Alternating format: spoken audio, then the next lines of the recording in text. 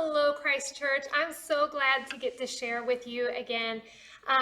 This is something that's just been on my heart a lot, but as I read through this chapter in the Bible again today, it really stirred and resonated with my heart, and I wanted to share that with you.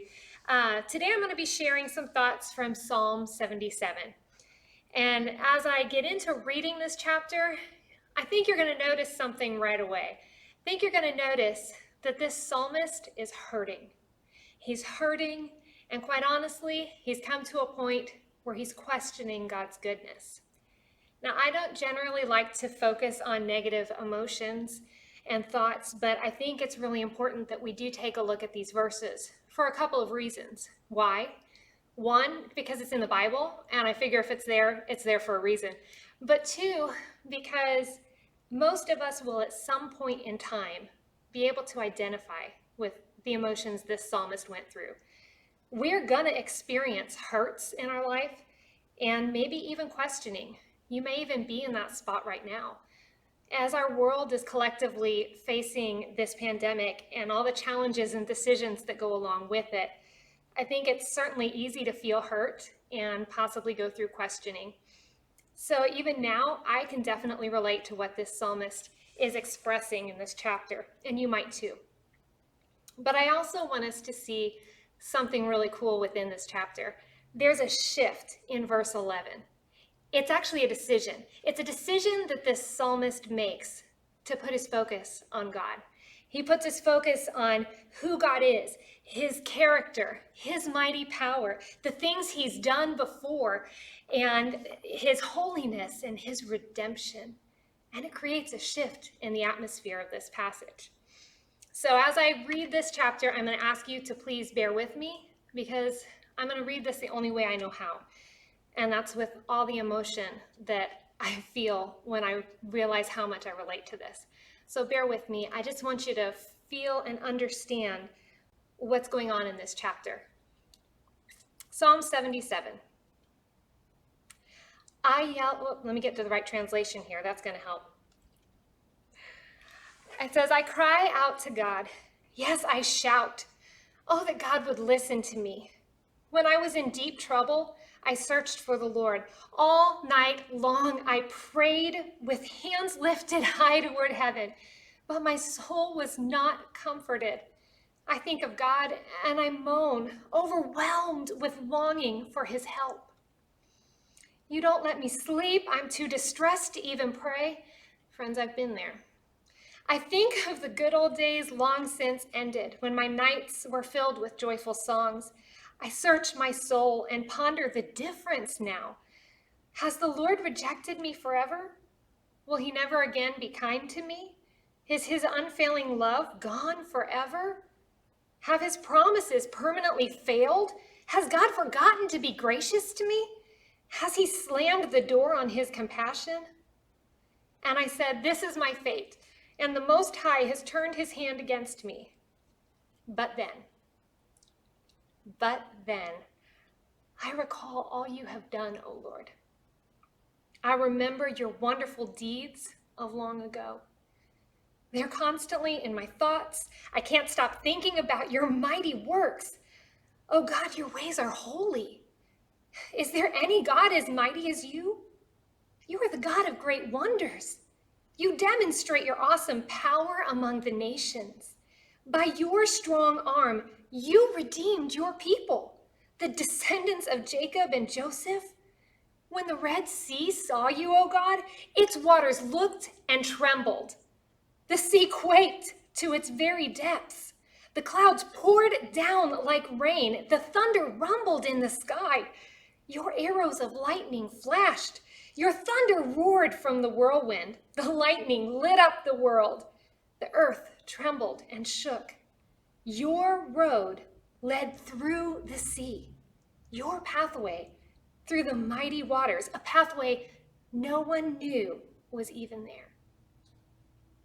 Wow, what an incredible recounting of what God did, creating a way where there was no way. As the psalmist reflects on that in here, I had to wonder, why did he pick just one miracle of God to focus on, the parting of the Red Sea? Why didn't he list a whole bunch of God's miracles? God had done so many already. And then it dawned on me, just like I can relate to every emotion that this psalmist went through, this psalmist was at a point that he could relate to what the children of God had gone through standing on the banks of that river, or that sea.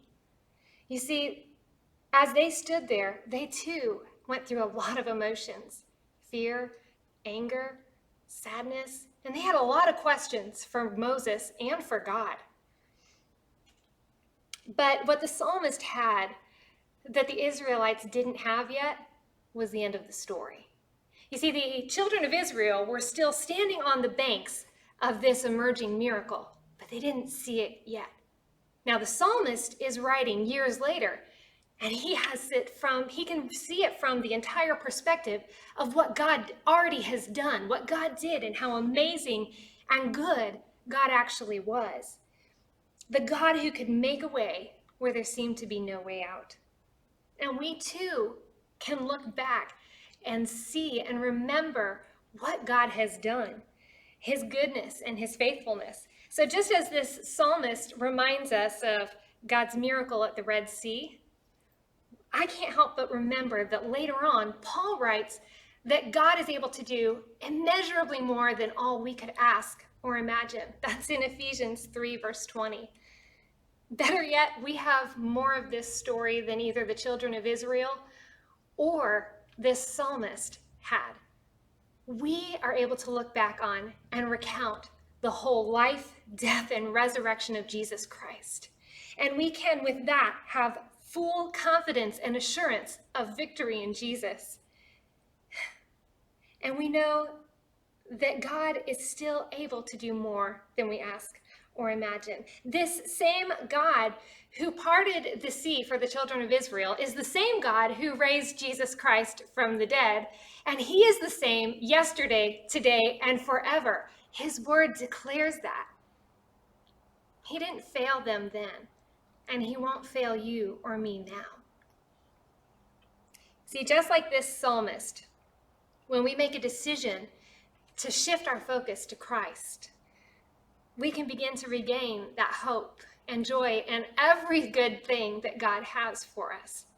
But it starts with that simple decision, that simple shift in perspective, a decision to focus on Christ.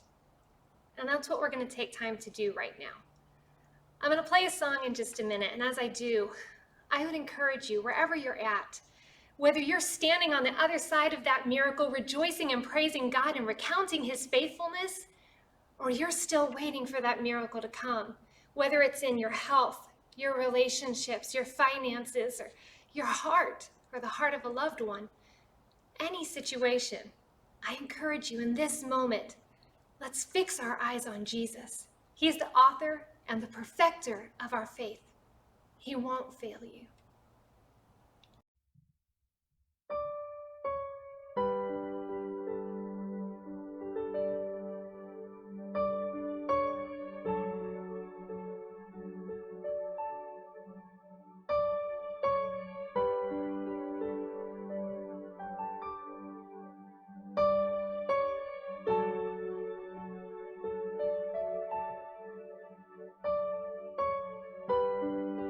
Walking around these walls, I thought by now they'd fall, but you have never failed me yet.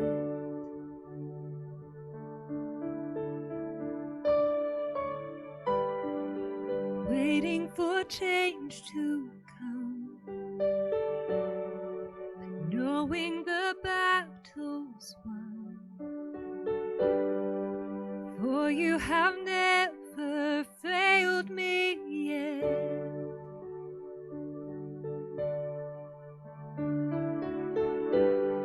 Your promise still stands. Great is your faithfulness, your faithfulness. I'm still in your hands. This is my confidence. You never failed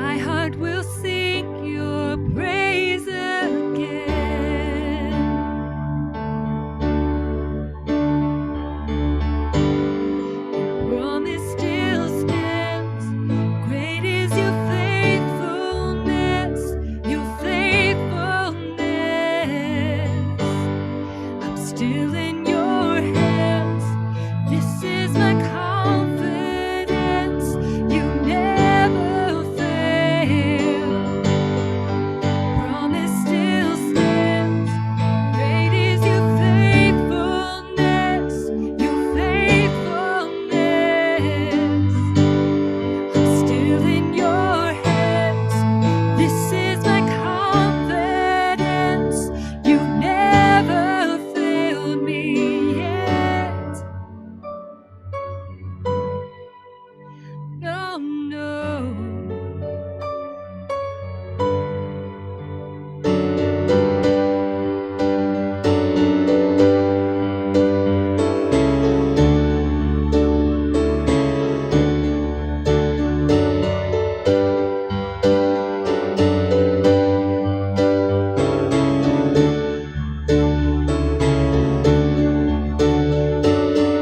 I've seen you move.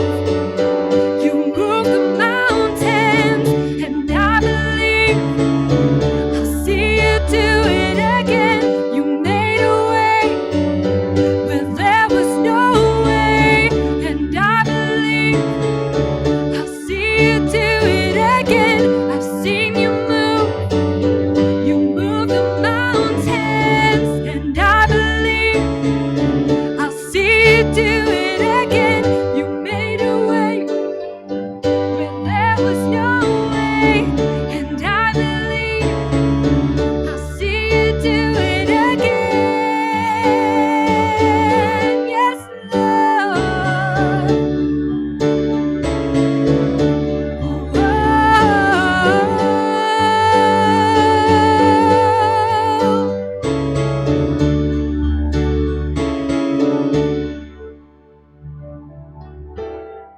Your promise still stands. Great is your faithfulness, your faithfulness. I'm still in your hands. This is my confidence. You never fail. Promise still stands. Great is your faithfulness, your faithfulness. Still in your hands. This is my confidence. You never failed me yet. Never will forget. You've never failed me yet. I never will forget.